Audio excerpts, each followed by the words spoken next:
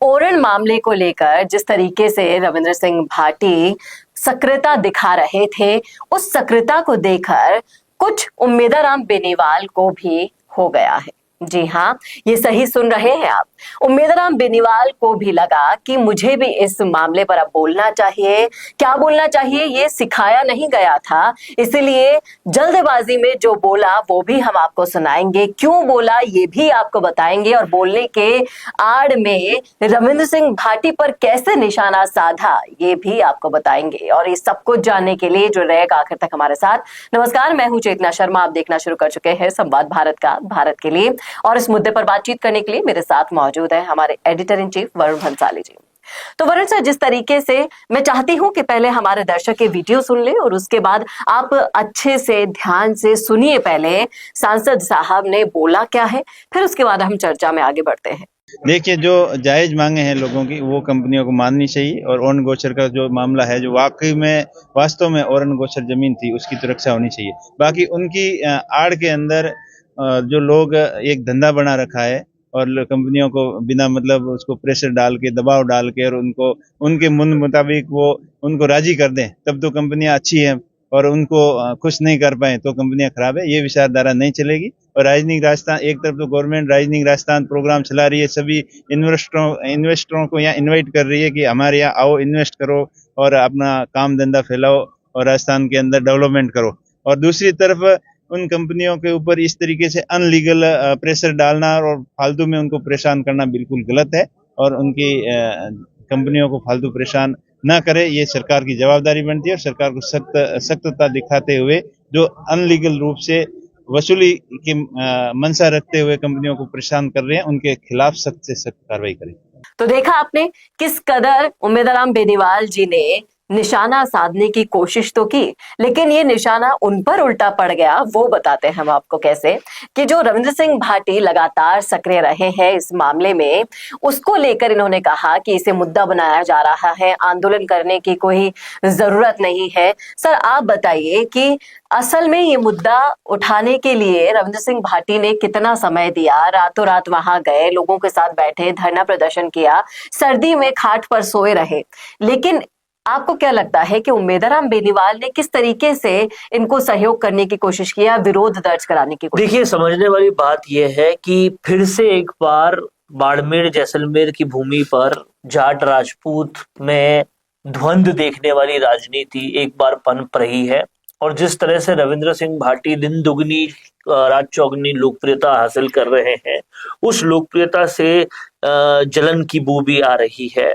और इन सब चीजों को देखते हुए उम्मेदाराम बेनीवाल ने अब जो ठीक समझा वो बयान दिया और इस राजनीति को तूल दी। उन्होंने साफ साफ रविंद्र सिंह भाटी को ब्लैकमेलर कह दिया।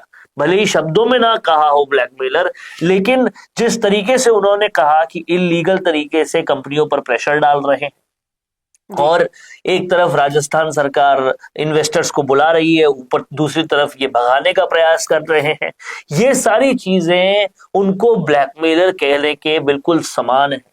और साफ तौर पे उन्होंने कहा कि इस तरह से राजस्थान में कैसे कंपनियां काम करेगी अगर रविंद्र सिंह भाटी कंपनियों पर इलीगल तरीके से प्रेशर डालेंगे। तो इलीगल तरीके से प्रेशर डालना, ब्लैकमेलिंग करना एक ही बात होती है। अब सवाल यह है कि क्या रविंद्र सिंह भाटी ब्लैकमेलर है, या क्या ये इल्जाम लगा रहे हैं उम्मेदाराम बेनीवाल कि जो वो अपनी राजनीति चला रहे हैं उसके लिए जो पैसा चाहिए या जो भ्रष्टाचार हो रहा है उसमें वो इन कंपनियों से आ रहा है, इसलिए ये प्रेशर हो रहा है। इलीगल प्रेशर, अनलीगल जिसको वो अपने शब्दों में बोल रहे हैं, वो प्रेशर का मतलब तो यही बनता है। रविंद्र सिंह भाटी को सीधा सीधा करप्ट कह दिया है उम्मेदाराम बेनीवाल ने, और ये बहुत बड़ा सवाल है। अभी तक ऐसा कोई भी लाल चिन्ह रविंद्र सिंह भाटी पर नहीं लगा था, और ये लाल चिन्ह लगाना खासकर उस मुखमंडल से जो उसी क्षेत्र के सांसद हैं, इससे साफ जाहिर होता है कि अब ये ओरण की राजनीति जो है वो और बड़ी होगी और कहीं ना कहीं ये जो द्वंद्व शुरू हुआ है ये और लंबा चलेगा, क्योंकि यहाँ रविंद्र सिंह भाटी पर बहुत गंभीर आरोप लगाए गए हैं और सीधा सीधा उन्हें कंपनियों से भ्रष्टाचार करने का आरोप लगा दिया गया है। जाहिर तौर पर ऐसे आरोप उमेदाराम बेनीवाल ने खुद अपने मन से नहीं लगाए होंगे, कहीं ना कहीं हरीश चौधरी का भी कुछ इनपुट इसमें रहा होगा। और जिस तरीके से हरीश चौधरी इस पूरे इलाके में हमेशा सक्रिय थे और ये कंपनियों से हमेशा उनका लाइजनिंग या उनकी बातचीत रहती थी, अब जब उन कंपनियों पर बात आई है तो एक तरह से कंपनी की तरफ से बैटिंग करते हुए उमेदाराम बेनीवाल और उनके पीछे कहीं बैकग्राउंड में हरीश चौधरी भी नजर आ रहे हैं।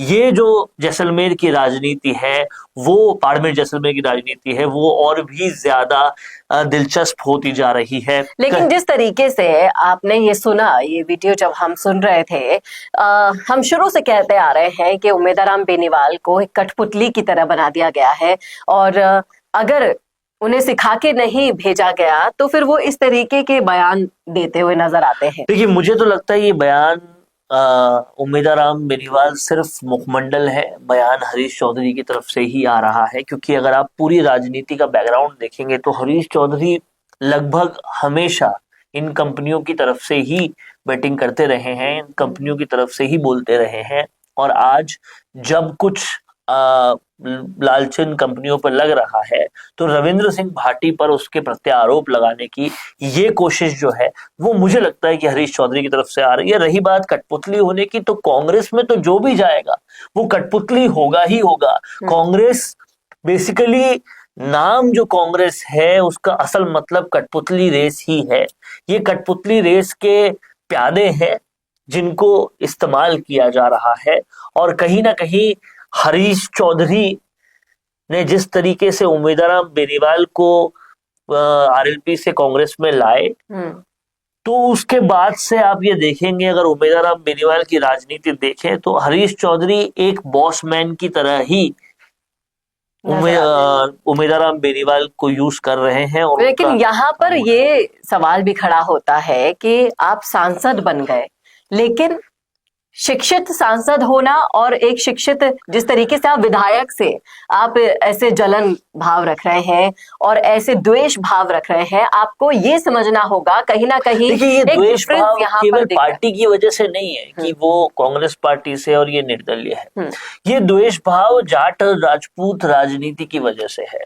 और आप देखेंगे कि हरीश चौधरी का भी यही पैटर्न रहा है हमेशा। वो राजपूतों को बुरा भला बोलकर, विधानसभा में भी हाल ही में उन्होंने ऐसा कुछ बोला था पिछले सत्र में, तो वो ऐसा कुछ कर कर ही इस राजनीति को पनपाते हैं और डिवाइड एंड रूल की स्थिति लाते हैं। रविंद्र सिंह भाटी की अब राजनीति देखिएगा, कभी भी वो किसी पे भी पर्सनल आक्षेप नहीं करते। जी, हाल ही में जब उनसे हनुमान बेनीवाल के लिए बोलने के लिए कहा गया तो बड़े, एक तो सधे हुए शब्दों का इस्तेमाल करना, राजनीतिक शब्द किस तरीके से यूज किया जाता है, और बहुत अच्छी बात है कि वो अपनी मायड़ भाषा में बोलते हैं हमेशा। नई खेप की राजनीति है, चाहे पायलट हो चाहे रविंद्र सिंह भाटी हो, ये बहुत ही धैर्यवान और बहुत ही सदैव शब्दों का प्रयोग जब ये करते हैं, तो जिस तरीके से पायलट की तारीफ करने से राज्यवर्धन सिंह राठौड़ अपने आप को नहीं रोक पाए, वैसा ही हनुमान बेनीवाल के रविंद्र सिंह भाटी, किरोड़ीलाल मीणा, राज्यवर्धन सिंह राठौड़, तमाम सारे लोग तारीफ करते हैं पायलट की। लेकिन समझने वाली बात यहाँ पर यह है कि रविंद्र सिंह भाटी के खिलाफ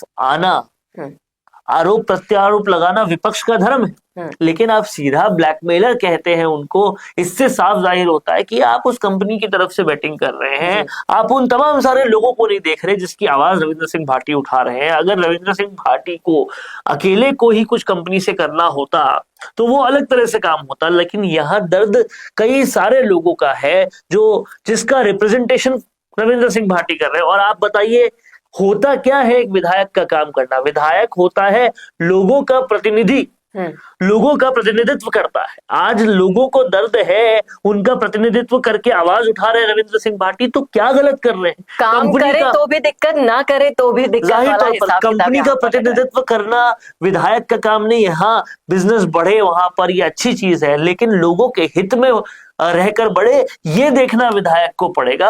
और वो अगर ये काम कर रहे हैं तो मुझे इसमें कहीं पर भी कोई भी खामी नजर नहीं आती। हाँ, अगर कोई कंपनी की तरफ से बैटिंग करेगा, कंपनी की तरफ से बात करेगा, तो जाहिर तौर पर किसको कंपनी फेवर करेगी ये समझ में आता है। अब आप भी इस बात को तोल मोल के सोचिए और कमेंट बॉक्स में लिखकर बताइएगा कि कहीं ना कहीं आपकी क्या राय है इसको लेकर, और कैसा लगा वीडियो ये बताना ना भूलिएगा। और ऐसे और वीडियोस के लिए देखते रहिए संवाद भारत का, भारत के लिए। नमस्कार।